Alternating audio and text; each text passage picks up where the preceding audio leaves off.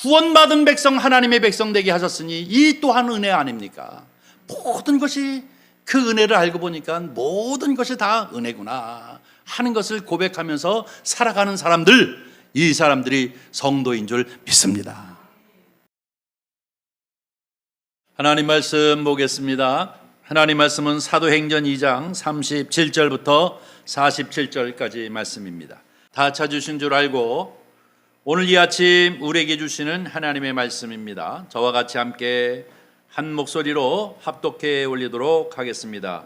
그들이 이 말을 듣고 마음에 찔려 베드로와 다른 사도들에게 물어 이르되 형제들아 우리가 어찌할꼬 하거늘 베드로가 이르되 너희가 회개하여 각각 예수 그리스도의 이름으로 세례를 받고 죄 사함을 받으라. 그리하면 성령의 선물을 받으리니 이 약속은 너희와 너희 자녀와 모든 먼데 사람 곧 주 우리 하나님이 얼마든지 부르시는 자들에게 하신 것이라 하고 또 여러 말로 확증하며 권하여 이르되 너희가 이 패역한 세대에서 구원을 받으라 하니 그 말씀을 받은 사람들은 세례를 받음에 이날의 신도의 수가 3,000이나 더하더라.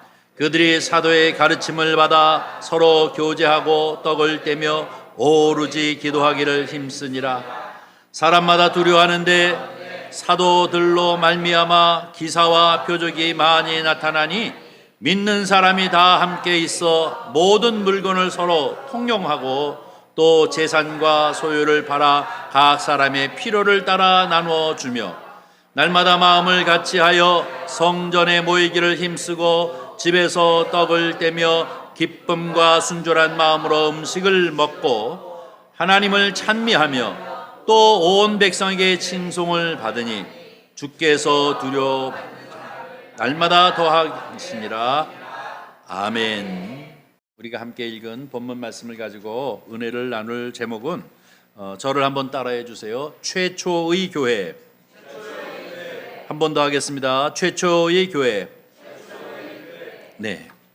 오늘은 사도행전 2장 34절서부터 37절까지 말씀을 우리가 함께 봉독해 올렸습니다. 사도행전을 우리가 잠깐 이 앞부분을 좀 보면서 은혜를 받기를 위해서 이 여름의 계절은 성령의 계절이기 때문에 이 사도행전 앞부분을 우리가 함께 은혜를 계속해서 나누고 있는데요. 이 사도행전은 부흥행전이다 라고 말씀을 드렸습니다. 이 부흥이라고 하는 것은 한국교회 초대에 심령 부흥이 있는 것처럼 우리 마음, 우리 심령에 부흥이 있지 않아야 하면 우리가 영적으로 살 수가 없습니다. 그래서 마가의 다락방 120문도가 하늘로부터 급하고 강한 바람이 그들 가운데 임하면서 성령의 충만함을 받은 것처럼 저와 여러분은 우리의 인생을 끝나는 그날까지 성령 충만한 성도님들 되시기를 주님의 이름으로 간절히 축복합니다. 오늘은 우리가 함께 읽은 37절서부터 47절까지 이 말씀을 가만히 보면요, 이 최초의 교회, 우리가 교회라고 얘기하는 것은 그 후세에 가서 어느 정도 세월이 지나서 1세기, 2세기 지나면서 그것을 교회라고 이렇게 이름을 줬지 120명 성도가 성령 충만하고 난 다음에 야 우리 현판식 하자 그래가지고 예루살렘 교회 이렇게 탁 해가지고 이렇게 한 게 아니라 그것은 성령 충만한 공동체였습니다. 근데 그 도시가 예루살렘이었기 때문에 예루살렘 교회라고 우리가 지칭하고 있는 것이죠. 후세에 가서 그렇게 지칭하고 있는 것이고 그 이후에 두 번째로 세워진 안디옥의 쪽에서 또 하나의 공동체가 형성되어집니다. 바울을 중심으로 그것을 우리는 안디옥 교회라고 이렇게 표현하는 것입니다. 우리는 최초의 교회인 이 예루살렘 교회, 이 예루살렘 교회는 말씀을 중심으로 이제 정말로 기도하면서 아름다운 공동체를 이루고 살았음을 볼 수가 있습니다. 오늘 이 본문 사도행전 2장 37절부터 47절까지 말씀을 가지고 저는 오늘 두 가지 설교를 하려고 합니다. 하나는 우리가 말씀을 어떻게 들어야 하는가 하는 문제입니다. 그리고 두 번째는 최초의 예루살렘 교회, 이 예루살렘 교회는 어떤 교회이고 이 예루살렘 교회와 지금 우리 선한 이웃교회는 어떤 차이가 있는가 하는 것을 생각해 보려고 합니다. 여러분, 모든 교회들이 2세기, 3세기, 4세기, 지금 이 21세기까지 이뤄가면서 많은 교회들이 이제 세워지고 그리고 거기서 예배를 드리고 있습니다. 그러면서 그 교회들은 항상 얘기하기를 뭐냐면 우리는 초대교회로 돌아가자. 초대교회로 돌아가자 하는 이유가 무슨 얘기일까요? 초대교회라고 얘기하는 것은 바로 이 예루살렘, 안디옥 그 외에 세워진 교회들을 말하고 있는데요. 그 교회가 가장 모범적인 교회이기 때문에 우리가 자꾸 세월이 지나가고 또 지역이 바뀌고 그리고 문화가 발달되어지고 그러면서 교회가 자꾸 세속화되어지는 문제들이 있기 때문에 우리는 자꾸 이 초대교회를 거울 삼아서 우리가 세속화되어져 있는 것을 버려버리고 자꾸 개혁하고 개혁해서 초대교회 같은 그 원형을 유지하자고 하는 것이 이 최초의 교회인 이 예루살렘 교회, 다시 말해서 초대교회로 돌아가자 그러는 것입니다. 그런 관점에서 오늘 본문 말씀을 중심으로 설교를 저와 같이 함께 이제 은혜를 나누기를 바랍니다. 이 120명의 성도들이 함께 모여서 마가라고 하는 사람의 집에 그 다락방에 모여서 이제 성령을 기다리면서 기도하는 중에 그들 가운데 강하고 급한 바람 같은 것이 그들 가운데 임해서 그들이 성령의 충만함을 받았다고 그랬습니다. 성령의 말하게 하심을 따라 다른 언어의 말로 했고 그 말들은 적어도 16군데의 언어를 쓰고 있는 흩어져 살고 있는 이 디아스포라들이 하나 된 음성으로 이게 무슨 뜻이구나, 하나님의 크고 귀한 일이 무슨 얘기구나 하는 것을 다 이제 들을 수 있는 소통이 이루어지는 역사가 나타나게 됐습니다. 이거는 정말로 귀하고 귀한 일이지 않습니까? 오늘날 AI 시대에 핸드폰을 가지고 번역을 하고 그래서 이걸 통해서 소통하자 하는데 16개의 언어가 하나의 언어로 통용되어졌다고 하는 것은 대단한 기적의 역사였습니다. 하나님께서 하셔서 이것이 곧 그들에게 주는 메시지를 한 음성으로 듣게 하기 위한 놀라운 단회적인 사건이 이 역사였던 것을 봅니다.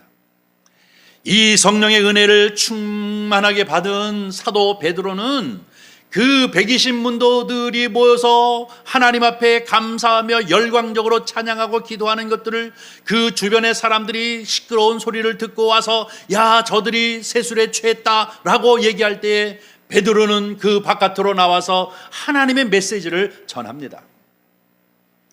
그가 처음으로 사실은 이 베드로는 그 몇 주 전만 해도 예수 그리스도를 모른다라고 하는 사람이었는데 성령에 충만하고 난 다음에 그가 어디서부터 받은 용기인지는 모르지만 많은 회중들이 모여 와글와글거리는 그 앞에서 하나님의 복음을 전하는 용기 있는 사람으로 확 변해가지고 말씀을 전하는 것입니다. 오늘 본문 말씀 그 앞에 있는 것인데요, 24절서부터 36절까지 말씀을 보면 베드로가 설교하는 내용을 쭉 담고 있는 것을 볼 수가 있습니다. 그 설교 얘기는 아주 간단합니다. 구약에서 우리에게 약속하신 하나님의 말씀, 우리가 그렇게 기다리던 메시아, 그분이 예수 그리스도라는 얘기입니다. 근데 예수 그리스도 그를 너희가 십자가에 못 박아 죽겠다는 겁니다. 그러나 하나님은 무덤 가운데 그대로 내버려 두지 아니하고 그 아들 예수 그리스도를 사망의 권세를 깨뜨리시고 부활의 첫 열매를 이루셨다고 하는 것을 설교하고 있는 것이, 내가 그분을 보고 그분을 만났다, 부활하신 주님을 만났다라고 그들 앞에 설교하고 있습니다. 그런데 문제는 무엇입니까? 이 설교를 듣고 난 후에 그들의 마음이 찔렸다라고 얘기하고 있습니다. 마음이 찔리고 그리고 난 다음에 그들은 바로 어찌할꼬 우리가 어떻게 했으면 좋겠습니까? 이렇게 얘기하고 있는 것을 볼 수가 있습니다. 사랑하는 성도 여러분, 여기서 얘기하고 있는 이 마음이 찔렸다고 하는 것은 내 내면 속에 들어와서 내 마음의 고통을 느끼고 나로 하여금 후회하게 하고 나로 하여금 자책감을 느낄 수 있게 그렇게 자꾸 찔림을 받게 했다는 것 아닙니까? 마치 지나가는 길에 돈 5만 원짜리 하나를 쫙 주워 들었는데 자꾸 이걸 들고 가면서 뒤끝이 땡기잖아요. 그러면서 자꾸 마음에 야 그거 가지면 안 돼, 하지만 한데 이런 뭐예요? 찔리는 것 아닙니까? 그 자리에다 놔야 돼. 아니면 파출소에다 갖다 줘야 돼. 이런 식으로 찔리는 것처럼 이들이 이 베드로의 음성을, 이 설교의 소리를 듣고 난 다음에 예수 그리스도를 십자가에 못 박는데 일조했다는 것에 대하여 마음에 너무 괴롭고 찔리고 이 자책감을 느끼는 겁니다. 내가 왜 그랬을까 하는 후회감을 갖게 하는 것입니다. 그리고 난 다음에 그들이 생각하기는 뭡니까? 어찌할꼬? 그러면 이 문제를 내가 어떻게 해야 할까라고 하는 것을 생각하는 것이죠. 여기서 얘기하고 있는 이 어찌할꼬라고 하는 것을 우리가 신학적 용어로 회심이라고 얘기하는 거예요. 회개하는 거예요. 아이고 잘못됐구나 하는 것을 이제 갖게 하는 것입니다. 그래서 사도 이 베드로에게 우리가 어찌했으면 좋겠습니까? 어찌할꼬? 라고 얘기했더니 주 예수를 믿으라. 그리하고 세례를 받으라.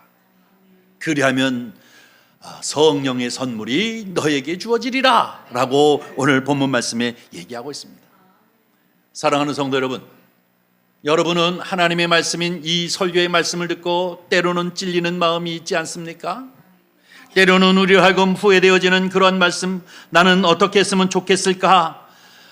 때로는 설교가 나에게 용기를 줘서 두 손을 불끈 쥐고 내가 힘있게 살아야 되겠다 하고, 또 때로는 힘들고 지친 내 영혼에 위로를 주기도 하지만, 때로는 설교는 나로 하여금 자꾸 찔려 내가 하나님 앞에 충성하지 못한 것이 찔려지고, 내가 하나님 앞에 나오지 못한 것이 찔리고, 내가 자꾸 세상을 향하여 가는 발걸음이 자꾸 찔리고 해서 내 마음이 어찌할꼬 하고 회개하게 하시지 않습니까?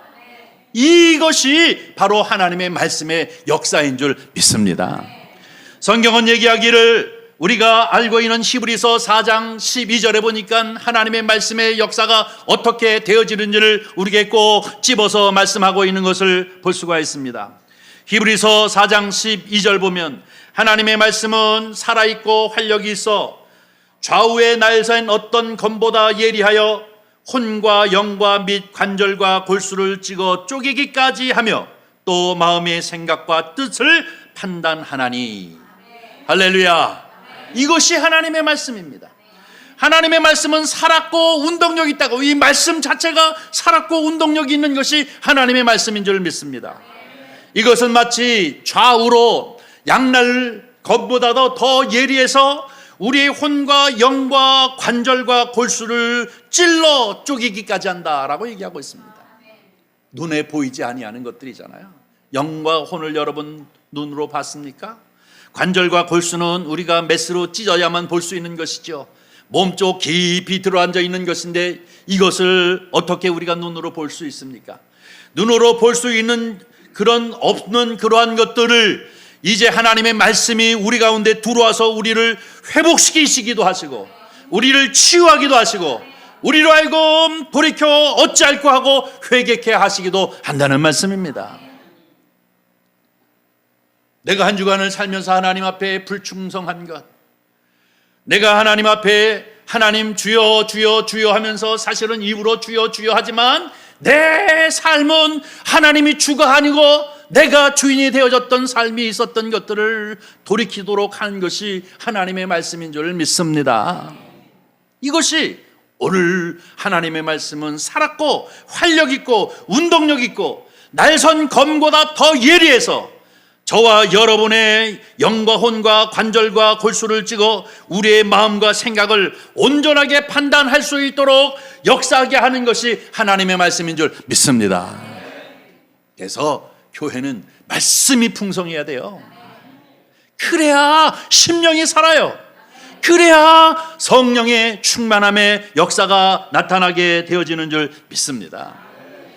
또 그런가 하면 한 절 보겠습니다. 더 디모데후서 3장 16절에도 하나님의 말씀에 관하여 이렇게 얘기하고 있습니다. 모든 성경은 하나님의 감동으로 된 것으로 교훈과 책망과 바르게 함과 의로 교육하기에 유익하니 이는 하나님의 사람으로 온전하게 하며 모든 선한 일을 행할 능력을 갖추게 하려 함이라. 아멘. 선한 능력을 할 수 있도록 힘을 갖추게 하는 것이 뭐예요? 하나님의 말씀이라는 거잖아요. 하나님의 영, 성령으로 감동되어져서 기록되어진 것이 하나님의 말씀인데, 이 하나님의 말씀은 우리를 교훈하고 책망하고 바르게 하고 의로 교육하게 한다라고 하는 것은 가만히 보니까 불편한 이야기들이 참 많아요. 자꾸 교훈한다고 앉혀놓고 여러분한테 이래라 저래라 그러면 기분이 껄쩍지근하겠죠. 아유, 목사님 왜 오늘 또 잔소리가 저렇게 많을까, 뭐 이런 생각을 하며 마음에 불편할 거예요. 책망하는 소리를 해도 어떻게 그러냐고 막 책망하는 소리를 해도, 이 교회에 이왕 와서 앉았으면 좀 앞자리에 앉지 왜 뒷자리가 앉냐고 막 이런 소리야 그러면 불편하잖아요, 뒤에 앉은 분들이. 그러면 얼마나 불편할까요? 그런가 하면 이제 우리를 바르게 하고 의롭게 하고 하는 모든 것들이 불편한 그런 마음을 갖게 하기는 하지만, 그러나 이런 것들이 결국은 뭐라고 얘기하고 있습니까? 우리를 온전하게 하기 위함이라는 거예요. 그리고 또 선한 일을 행할 수 있는 능력을 갖추게 하기 위함이라고 오늘 이 말씀을 통해서 우리에게 가르쳐주고 있습니다. 이것은 무엇을 의미하고 있습니까? 바로 이 들음으로써 우리가 정말로 듣기 싫기도 하지만, 그러나 우리를 자꾸 바로 세우고 또 바로 세움으로 말미암아 하나님의 백성으로서 살 수 있는 능력을 갖게 하기는 능력, 이것이 바로 하나님의 말씀을 통해서 우리에게 주시는 것이다 라고 말씀하고 있습니다. 우리가 이 주일 아침 주님 앞에 나와 예배자로 하나님 앞에 예배 드리는 것, 그러면서 그 시간에 거의 반 이상의 하나님의 말씀을 듣습니다. 매 주마다 선포되어진 하나님의 말씀을 듣습니다. 이 말씀을 들음으로 우리의 영혼에 힘을 얻는 줄 믿습니다. 우리의 영혼에 능력을 힘있는 줄 믿습니다. 때로는 우리를 하여금 어찌할꼬 하고 회개하고 회심하게 하기도 하지만, 또 어떨 때는 우리로 하여금 용기를 갖게 하고 새 힘을 얻어서 우리의 인생을 더 적극적으로 열광적으로 살 수 있도록 용기를 부여하는 것이 하나님의 말씀인 줄 믿습니다. 모든 교회들이 하나님의 말씀의 통치를 통하여, 하나님의 말씀의 역사를 통하여 전하는 사람이나 듣는 사람이나 한 가지 은혜를 통해서 하나님의 나라의 통치가 임하게 되어지는 줄 믿습니다. 이것이 하나님의 나라의 백성들인 줄을 압니다. 근데 여러분, 설교는 다 이렇게 은혜롭고 성령 충만하고 우리로 하여금 회심하게 하고 하는 역사만 일어나는 것이 아니라, 오늘 이제 우리가 가지고 있는 이 사도행전 7장에 보면 여러분이 잘 아는 스데반의 설교인 경우에는 또 다르더라고요. 스데반의 설교가 7장 1절서부터 54절까지 그의 설교가 아주, 이 베드로는 너무나도 간단한 이 복음의 설교이지만, 이 스데반의 설교는 아브라함의 얘기서부터 시작해서 출애굽, 이 광야교회뿐만 아니라 사사시대, 그리고 또 왕정시대, 심지어는 이 선지자들, 더 나아가서는 바로 이 중간시대를 거쳐 예수 그리스도의 오기까지 여러 번 부영드려 라고 쭉 설교를 했는데, 그 설교를 듣고 그 회중들이 아이고 어찌할꼬 하면서 회개한 것이 아니라 7장 14절에 보니까 이렇게 얘기합니다. 그들이 이 말을 듣고 마음에 찔려, 요 찔리는 것은 좀 다른 거예요. 그를 향하여 이를 갈거늘 이라고 얘기하고 있습니다. 이를 갈고 그들이 돌을 들어가지고 어떻게 합니까? 스데반을 향하여 던져서 최초의 순교자가 되어지는 것이 바로 이 스데반 집사가 되고 말았습니다. 말씀의 능력은 두 가지로 나타나요. 이 말씀이 선포되어질 때 그 영으로 받는 사람들은 내가 어찌할꼬 하고 주 예수 그리스도의 그 은혜 앞에 자기의 죄됨과 후회된 것을 회개하고 회심하여 구원받는 백성, 그리하여 하나님의 백성으로 구원받을 뿐만 아니라 성령의 충만함을 힘있게 되어지지만, 또 한쪽으로는 그 말씀을 영으로 받지 아니하고 마음의 불편함으로 받아서 그 마음이 더욱 강팍하여져서, 심지어는 오늘 본문 이 7장 이 54절에 있는 것처럼 돌을 들어 스데반을 향하여 던져가지고 죽게 하는 그러한 결과, 두 가지 결과가 나타나는 것을 볼 수가 있습니다. 그러나 베드로가 설교할 적에는 어떻게 됩니까? 베드로가 이르되 너희가 회개하여 각각 예수 그리스도의 이름으로 세례를 받고 죄사함을 받으라. 그리하면 성령의 선물을 받으리라. 이것이 진정한 설교의 역사인 줄 믿습니다. 사랑하는 성도 여러분요, 하나님의 이름으로 선포되어지는 말씀 앞에 열린 마음을 가지고 아멘 아멘 화답하면서 주님의 말씀에 귀 기울이고 순종하시는 저와 여러분이 되어지기를 주의 이름으로 간절히 축원합니다. 이것을 영으로 받으시기를 바랍니다. 이것은 나를 바르게 하고 의롭게 하고 또 선한 영향력을 미칠 뿐만 아니라 하나님의 뜻을 헤아릴 수 있고 분별력을 갖게 하는 능력을 갖게 하는 것이 하나님의 말씀인 줄 믿습니다. 이것을 제대로 받지 못하면 불편해지기 시작하는 거예요. 여기에는 심지어 이를 갈고 돌을 들 만큼 불편하게 되어지고 마는 것입니다. 강팍한 마음이 되어지고 만다고 하는 것을 얘기하고 있습니다. 여러분, 여기서 어찌할꼬라고 하는 것은 돌이킨다는 얘기 아닙니까? 회개했다는 얘기야. 아이고 하나님, 이거 내가 어떻게 하면 좋겠습니까? 그랬더니 세례를 받으라. 그러면 성령의 선물을 너에게 주겠다라고 하는 이 성령 충만은 왜 예수 믿는 사람들이 성령 충만을 사모하게 되는 줄 압니까? 이 성령 충만은 내가 회심한 마음을 계속 유지할 수 있는 능력을 갖게 한단 말이에요. 성령이 충만해야 우리 한번 돌아보세요. 우리 스스로를 한번 돌아보면 성령 충만하면 처음 받았던 그 은혜, 처음 받았던 그 깨달음, 그 처음 받았던 마음을 가지고 열심히 주님의 뜻 안에서 살기를 힘쓰지만 성령을 소멸하게 되어지면 세상적으로 돌아서게 되어지는 것이 우리의 연약한 인생이기 때문에 주의 말씀과 함께 성령이 충만한 이유가 여기 있는 줄 믿습니다. 사도행전을 읽으면 2장, 3장, 4장, 5장, 6장, 7장 쭉 하면서 심지어 베드로뿐만 아니라 이 사도 바울이 하나님의 말씀을 선포하니 그 사람들이 아멘 할 때 성령이 충만하더라. 할렐루야. 성령 충만은 안수에서 받는 게 아니라 말씀 들을 때 받는 줄 믿습니다. 정말이에요. 말씀과 같이 함께 역사하시는 것이 성령의 충만입니다. 말씀을 바로 이 베드로의 설교를 가지고 어찌할꼬 하고 회개하는 마음으로 받는 모든 사람들에게 성령이 충만하게 되어지는 줄 믿습니다. 이것이 바로 성령 충만의 역사입니다. 그 다음에 베드로의 메시지가 무엇이냐면 이 패역한 세대를 본받지 말라라고 얘기하고 있습니다. 성령 충만함을 받은 그 백성들을 향하여 얘기하기를 이 패역한 세대를 본받지 말라라고 얘기하고 있는데요, 여기서 얘기하고 있는 이 패역한 세대라는 얘기가 무슨 얘기입니까? 불신앙의 세계를 말하고 있습니다. 심지어는 하나님이 없는 그런 문화 속에 있는 세대를 말하고 있습니다. 병들고 그리고 무감각 무기력해져 가지고 그 문화 속에 허우적거리며 살면서도 불구하고 그것이 죄인지 아닌지조차도 모르는 그러한 세대를 바로 이 패역한 세대라고 이렇게 표현하고 있습니다. 이 세대에 본받지 말고 이 세대에서 나오라 라고 이렇게 표현하고 있는 것입니다.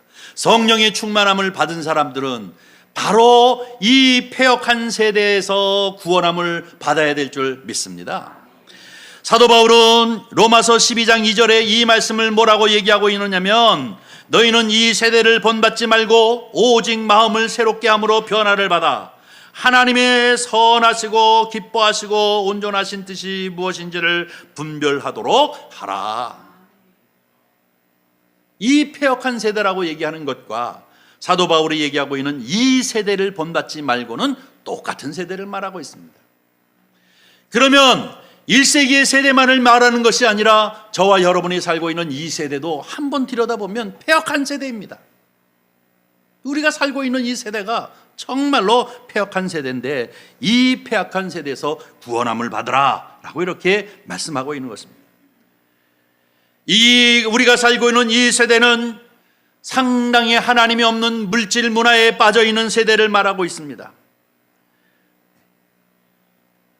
여러분, 우리가 사실 잘 모르고 있지만 조금만 생각하면서 들여다보면 우리 이 세대가 정말로 주인이 하나님이 없는 세대, 오직 물질, 돈, 재물, 이것이 최고인 세대에 우리가 지금 살고 있는데 이 정신을 가지고 살지 말라는 거예요. 이 정신을 가지고 살지 말라는 것입니다. 어느 신문사설을 보니까 초임 검사들이 줄줄이 사퇴를 한대요. 왜 그러냐 그랬더니 초임 검사들이 월 봉급이 320만 원인데 죽으라 공부하고 고시원에 가서 공부해가지고 합격했는데 뭔가 부귀영화가 있을 줄 알았더니 대기업 들어간 애들보다 봉급이 더 작다는 거예요. 고생은 너무 하고 그래가지고 그만둔다는 거예요. 그래도 거기서 일을 악멀고 버티는 사람들은 어떻게 정치 줄을 타볼까 하고 이렇게 되어 있다는 거예요. 이게 무엇입니까? 진정한 의미의 검사, 판검사라고 하는 것의 그 사명보다도 결국 물질에 빠져 있지 않습니까?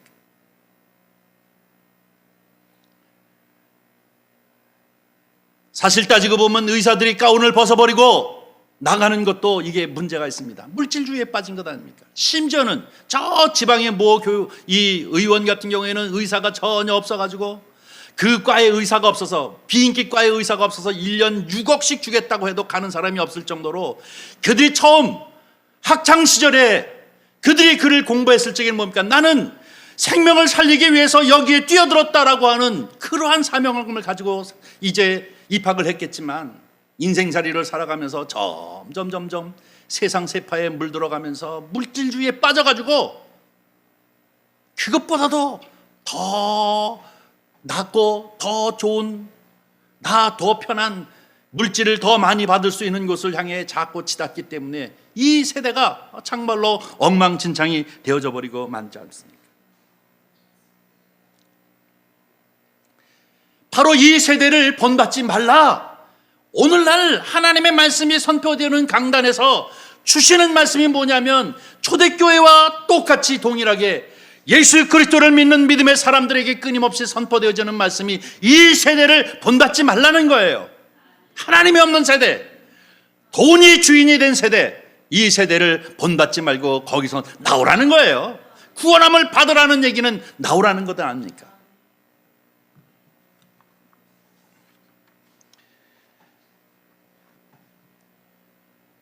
여러분, 판검사 그리고 의사 그리고 목사 이 세 부류의 직업인들은 다 가운을 입습니다. 저같이. 이 가운 왜 입는 줄 알아요? 폼 잡느라고? 멋있게 보이라고요? 이 직업은 사명의 직업이라는 거예요. 세상이 두 쪽이 나도 사명으로 사는 직업이라는 것이 바로 이 가운 입은 사람들 아닙니까? 여러분, 판사가 그리고 또 검사가 그 하는 일이 무엇입니까? 그 사회에 정의를 세우는 것 아닙니까? 그 사회 정의가 무너져 버리면 그것으로 인하여 피해받고 죽어가는 사람들, 짓밟히는 사람들이 얼마나 많아요. 그러니까 시퍼렇게 이 정의를 세워서 억울한 사람이 없게, 그리고 보호받는 사람이 있게 이렇게 만들라고, 돈에 빠지지 말고 정치 세력에 빠지지 말고 가운을 입고 어디에 치우치지 아니하고 법을 따라서 정의를 세우라고 하는 것이 그들에게 입힌 가운이 아닙니까? 여러분, 왜 의사는 하얀 가운을 입습니까? 위생적으로 더럽히지 말라고요? 그것이 아니라 바로 우리는 생명을 살리는 사람들이라고 하는 그런 의식을 갖기 위해서 그들에게 가운을 입힌 것 아닙니까?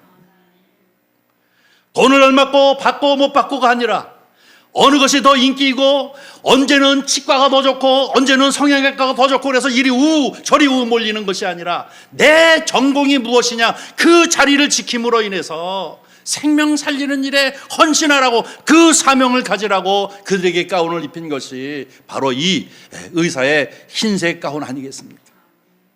목회자들도 마찬가지예요. 목회자들도 가운을 입힌 것은 돈에 빠져들지 말라는 것입니다.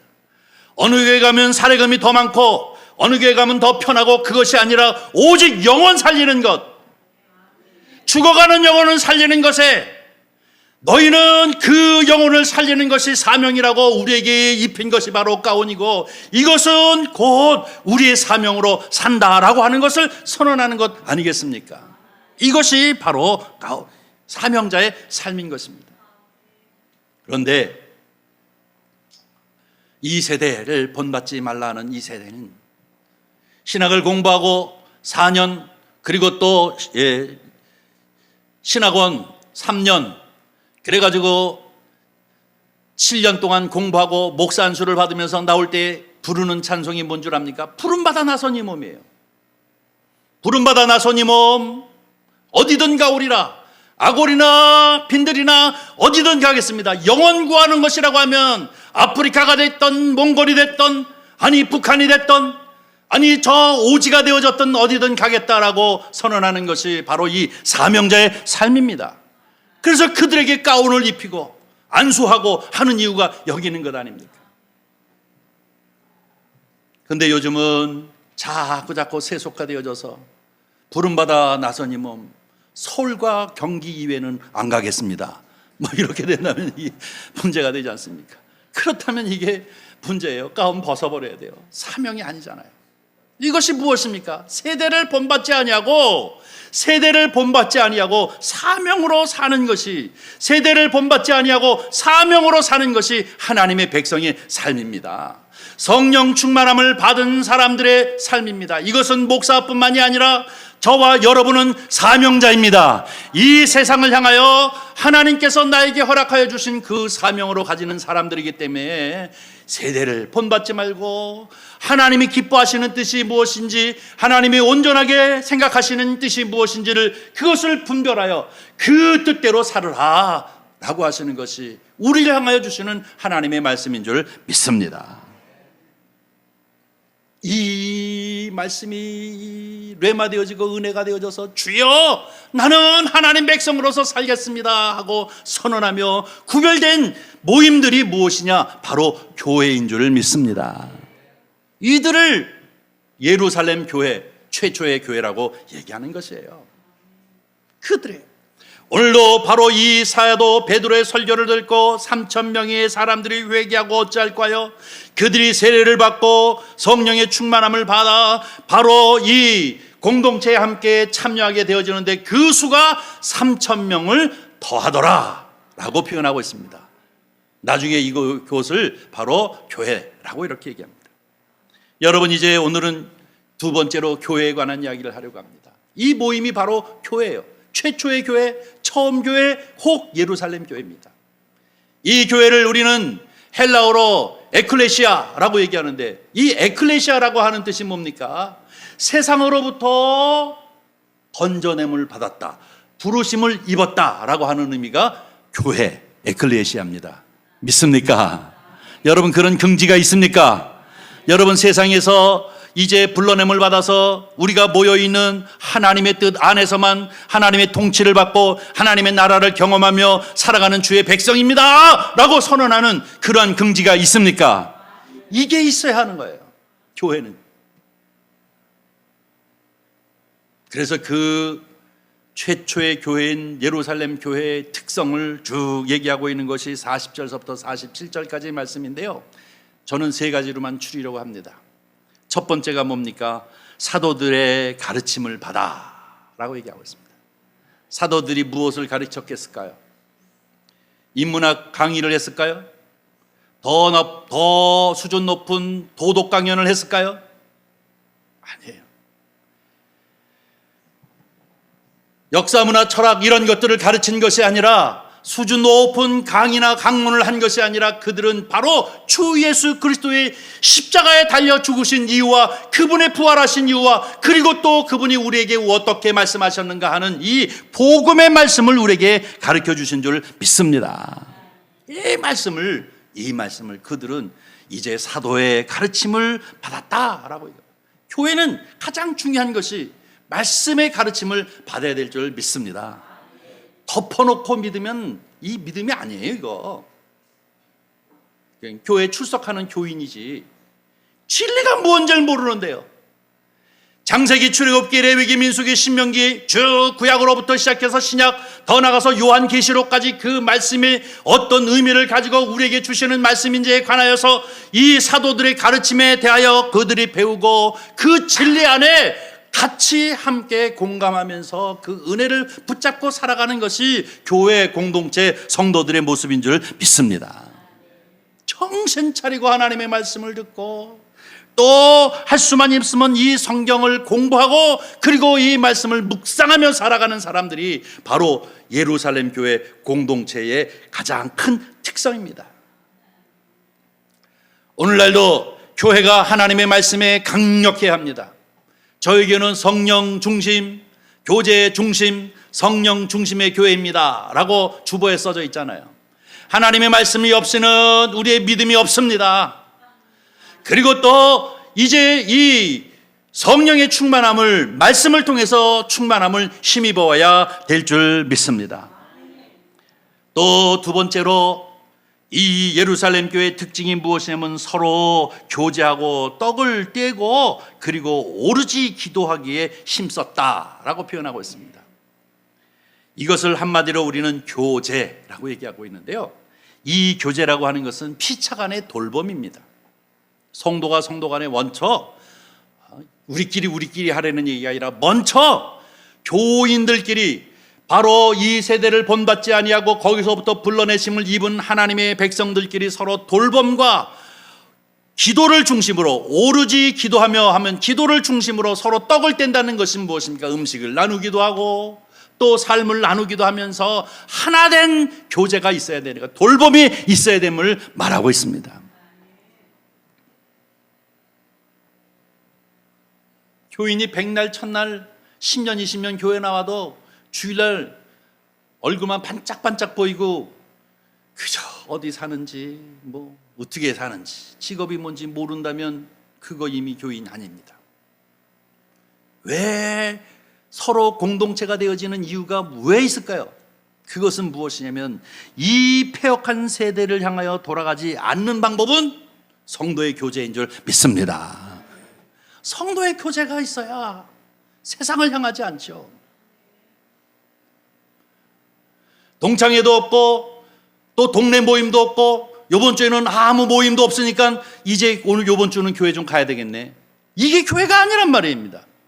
예배 공동체요, 바로 이 교회 공동체는 죽으나 사나 목숨 걸고 우리가 함께 나와 예배하고 하나님의 말씀을 들을 뿐만 아니라 성도들 간의 교제를 통해서 세상을 본받지 아니하고 세상을 나갈 수 있는 그 길을 막는 이 서로의 돌봄이 있는 것이 교회 안에 교제인 줄 믿습니다.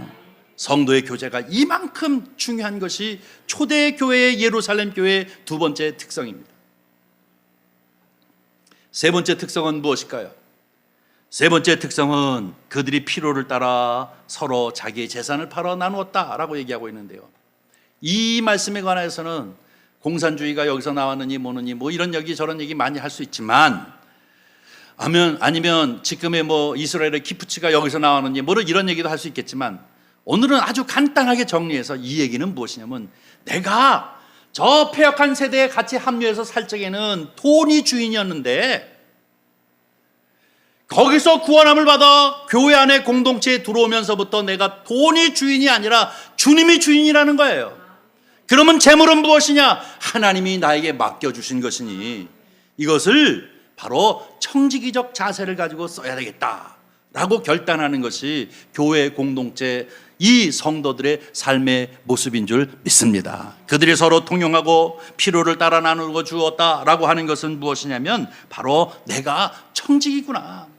나는 이제부터는 돈을 따라 여태까지 살았는데 이것이 첫째도 돈, 둘째도 돈, 세 번째도 돈, 넷째도 다섯 번째도 내 인생의 목표는 모두 돈 모으는 것이다. 그게 아니라 주시는 것도 주님이요, 퍼두시는 것도 주님인데 이제 나는 여기에 목숨 걸고 사는 것이 아니라 내가 주어진 것을, 달란트가 되었던 재물이 됐던 무엇이든 나의 주인은 주님입니다. 이 모든 것을 서로 나누면서 필요를 따라 공급하면서 더 많지도 아주 모자라지도 않고 함께 이제 나누면서 살겠습니다 라고 선언한 사람들이 어떤 사람입니까? 바로 교회 공동체의 성도의 삶인 줄 믿습니다. 사랑하는 성도 여러분, 그래서 이 세 가지를 한마디로 얘기해서 딱 얘기한다면 은혜입니다. 은혜. 저와 여러분은 은혜로 사는 사람들입니다. 여러분, 여기서 얘기하고 있는 이 은혜라고 하는 것은 무엇을 의미하고 있습니까? 이 은혜라고 하는 것은 내가 하나님 앞에 갈 수 없는 존재였지만, 죄악 가운데 빠져 있었던 존재였지만 하나님이 그 아들 예수 그리스도를 보내어 십자가에 달려 죽게 하심으로 내하로 하여금 구원받은 백성, 하나님의 백성 되게 하셨으니 이 또한 은혜 아닙니까? 모든 것이 그 은혜를 알고 보니까 모든 것이 다 은혜구나 하는 것을 고백하면서 살아가는 사람들, 이 사람들이 성도인 줄 믿습니다. 예루살렘 교회 최초의 교회인 이 예루살렘 교회가 이러했는데, 저와 여러분이 오늘 우리가 섬기고 있는 선한 이웃교회는 어떠합니까? 비교해야 합니다. 그리고 부족한 것이 있다면 그 길을 위해 힘써야 할 것입니다. 우리 교회가 이 특성에서부터 정말로 멀리 떨어져 나가 세속화되어진 그런 부분이 있다고 하면 잘라내버려야 하는 것입니다. 회개하고 돌이켜야 하는 것입니다. 그래서 하나님 말씀 중심과 성도의 교제 중심과 그리고 하나님을 주로 고백하는 이들이 모여서 함께 격려하고 위로하고 또 하나님의 말씀을 받고 성령에 충만하여서 하나님께서 우리를 향하여 주신 그 사명을 따라 살아가는 사람들, 이 사람들이 바로 성도요 교회인 줄 믿습니다. 본문 말씀 보니까 그들을 어떻게 해요? 많은 사람들이 칭송하더라고 했어요. 끝부분에 보니까 많은 사람들이 그 공동체를 칭송했다고. 왜? 와, 대단하네. 내가 할 수 없는 일들을 한다는 얘기예요. 내가 포기할 수 없는 것을 저들은 포기하고 사네. 저들은 저들 나름대로의 가치를 가지고 살아가네 하면서 그들은 그 공동체를 이제 칭송한다는 얘기는 칭찬한다는 것 아닙니까? 그뿐만 아니라 날마다 그 수가 더해져 가더라. 할렐루야. 이 교회의 위치를 회복해야 합니다. 그렇죠? 한국 교회는 이 교회의 위치를 회복해야 합니다. 교인들끼리 싸움해가지고 세상을 놀라게 하면 안 되잖아요. 그 교회가 정부도 감당할 수 없는 일들을 그 교회가 감당했다. 와, 놀랍다. 교회의 공동체들이 세상이 감당할 수 없어도 이러지도 저러지도 못하고 여러 가지 수단과 방법을 통해서도 해결할 수 없었는 일인데 그 교회들이 함께 모여 그 문제를 해결했다. 와, 얼마나 존경하겠습니까? 얼마나 칭송하겠습니까? 우리나라 이슈가 뭡니까? 미래 세대. 한국교회 지금 계속해서 정부에서부터 도움을 요청받고 있는 게 뭐냐면 아이들 많이 나게 해달라고. 한국교회가 좀 여기 앞장서 달라고 그냥 뭐 장관부터 막 해가지고 그 기관에 와서 계속 해가지고 교회들이 캠페인을 자꾸 하고 있는데요. 이런 문제들을 해결하는 것이 정말로 복이라는 것이 무엇입니까? 자녀를 많이 낳는 것이 부엌인데 이 한국교회가 이 문제들을 해결하고 하는 것은 결국 무엇입니까? 사람들에게 칭송을 받는 것을 의미하는 것 아니겠습니까? 이게 교회들이 해야 할 일들입니다. 교회가 내가 왜 교인이 됐나 하는 이 자부심. 어디 나가서 나는 집사요 소리도 못해요. 쪽팔려서 뭐 이렇게 생각하면 이거 큰일 나는 것 아닙니까? 교회는 이러한 초대교회적 긍지와 자부심을 가지고 하나님의 일들을 감당하는 성령 충만한 공동체, 서로가 서로를 위로하고 격려하면서 이 패역한 세대를 본받지 아니하고 도리어 하나님이 기뻐하시고 하나님이 선히 여기시는 것이 무엇인지를 깨달아 판단하여서 그것을 주도적으로 영향력을 미치는 것이 교회가 감당해야 할 몫인 줄 믿습니다. 여기에 대해서 성경은 아주 간단하게 우리가 이해할 수 있도록 하신 말씀이 하나 있어요. 여러분이 잘 알다시피 마리아가 예수 그리스도께서 십자가에 달려 죽으시기 전에 그분을 이제 죽으시기 전에 이제 그 장례를 준비하기 위해서 옥합을 깨트려가지고 옥합을 깨트리잖아요. 그리고 난 다음에 그의 발을 씻었다라고 얘기하고 있어요. 그랬더니 그것을 보는 이 가룟 유다가 뭐라고 얘기합니까? 아이고 저 아까운 거를 왜 저렇게 쏟아버려? 저것을 팔아가지고 가난한 사람들을 나누면 여럿을 구제할 터인데. 그런데 예수님은 내버려둬라. 지가 좋아하는 거 하는데 내버려둬라. 그러면서 하시는 말씀이 아주 충격적인 얘기를 해요. 내 복음이 전하는 곳에 저 여인의 이 행실도 전해지리라. 이게 무슨 뜻인지 아십니까? 효율로 보면 그 옥합 한 옥합이라고 하는 것은 엄청난 비싼 돈이지만요, 하나님의 일은 효율이 아니라 뭐예요? 은혜예요. 이 여인의 입장에서 볼 적에는 자기는 보잘것없는 인생인데 하나님의 자녀 삼아주고 자기를 사랑해 주신 것이 너무나도 감사하고 그것이 큰 은혜이기에 자기 있는 것을 다 깨트려서 다 바치는 거잖아요. 그런데 이 효율이라고 하는 이쪽에서 바라볼 적에는 저는 미친 짓이네 하고 이렇게 얘기한다고요. 그런데 여러분, 교회는 은혜로 하는 것이 교회인 줄 믿습니다. 은혜의 눈으로 봐야 하는 거예요. 예수님은 그냥 내버려 둬라 그러면서 내 복음이 전할 때 그의 행실도 같이 전해지리라 하시는 이유가 바로 여기 있는 것입니다. 사랑하는 성도 여러분, 교회라고 하는 것은 바로 은혜로 하는 것입니다. 여러분, 이 주일 아침마다 누가 여러분 안 나오면 막 전화하면서 아이고 지난주에 안 나왔어, 빨리 나와, 큰일 나면 큰일 나, 다음 주에도 또 안 나오면 교통사고나, 이런 전화 받아본 적 있습니까? 예? 아들 실패해, 망해, 뭐 이런 받아본 적 있습니까? 그런 소리 안 듣고도 여러분 왜 나와요? 은혜가 있으니까 나오잖아요. 은혜가 있으니까. 내가 받은 바 은혜가 있기에, 내가 받은 바 그 은혜가 있기에 주님 앞에 나오는 것 아닙니까? 왜 집에 맛있는 반찬들은 다 갖다가 이 주일 아침 10개 상에다 내놓습니까? 냉장고 넣고 또 먹으면 일주일은 먹을 수 있는데, 그러니까 은혜가 있기 때문에요. 교회는 다 은혜로 하는 것이에요. 여기에 은혜를 벗어나서 효율을 따지고 있다면 교회는 안 돼요. 아유, 왜 건빵을 그렇게 나눠줘? 이렇게 따지면 안 돼요. 교회는 주님 앞에 받은 바 은혜로 하는 것이 바로 이 교회인 겁니다. 초대교회가 이러쿵저러쿵 얘기하고 있지만 여기에 은혜가 충만하기 때문에 은혜로 하는 것이 교회인 줄 믿습니다. 여러분, 1,000만 원, 2,000만 원, 3,000만 원, 어디 여행도 한번 안 가보고 해외도 한번 안 가봤음에도 헌금하는 사람들이 있습니다. 거의 미쳤잖아요. 그게 미친 게 아니에요. 그 사람에게는 그럴 만한 은혜가 있으니까 그 일을 하는 것 아니겠습니까? 그 은혜를 통해서 하나님의 나라인 이 교회가 운영되어지고 하나님의 일들을 감당하는 공동체가 되어지는 줄 믿습니다. 만약에 이것이 없다면 다 같이 교인들 몇 명이야? 100명, 한 사람당 10,000원씩 걷어. 그래가지고 뭐 하자? 망한 교회요. 그러면 안 돼요. 교회는 은혜로 하는 것이 교회인 줄 믿습니다. 하나님의 은혜가 크면 큰 대로, 작으면 작은 대로 하나님의 받은 은혜를 따라 주님 앞에 헌신하고 충성하고 봉사하고 주의 일들을 감당하는 것이 교회인 줄 믿습니다. 이런 교회가 선한 이웃교회가 되어지기를 주의 이름으로 간절히 축원합니다. 기도하겠습니다.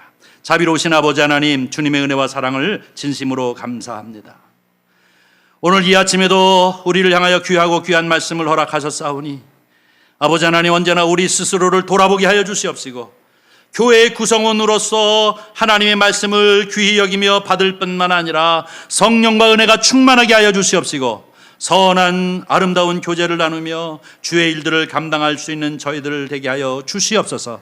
원하옵기는 하나 우리의 가정이 모두 다, 또 교회 전체가 모두 다 은혜가 넘치는 공동체가 되어지도록 주여 축복하여 주시옵소서. 예수님의 이름으로 기도하옵나이다. 아멘.